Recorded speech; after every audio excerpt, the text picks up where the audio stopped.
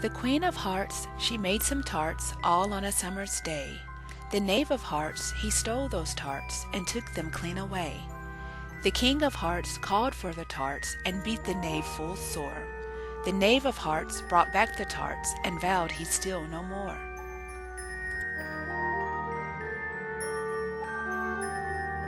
Jam tarts are quintessentially British and have a long, rich history in Great Britain.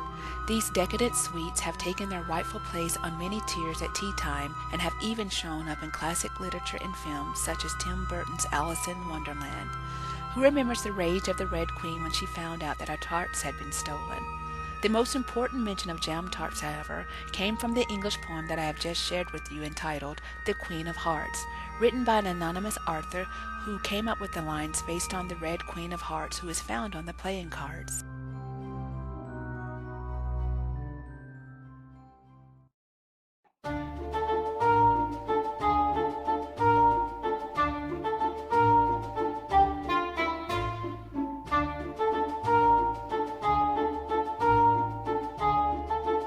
Add all the dry ingredients to a large bowl or a food processor. Blend or mix together well. Add in the butter. Mix until the flour resembles coarse crumbs.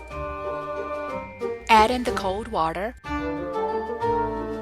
Mix until the mixture forms a firm dough.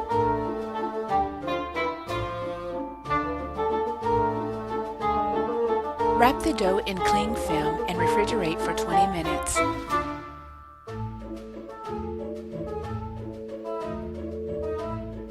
Divide the dough into 2 equal pieces and form it into a rectangular shape. Cut the rectangle into 8 equal pieces.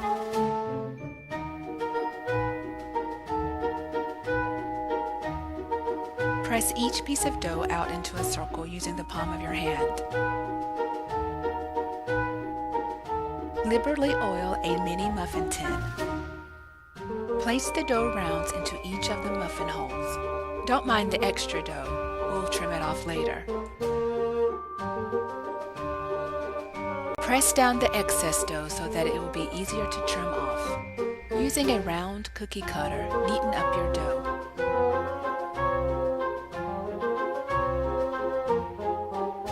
Fill each of the tarts with your favorite jam. I am using orange marmalade and strawberry. These tarts are ready for the oven. Bake 350 degrees Fahrenheit for 20 minutes. Hot jam can really burn, so let these tarts cool for 10 minutes before serving. Jam tarts may be an old-fashioned simple treat, but their legacy and story still lives on today.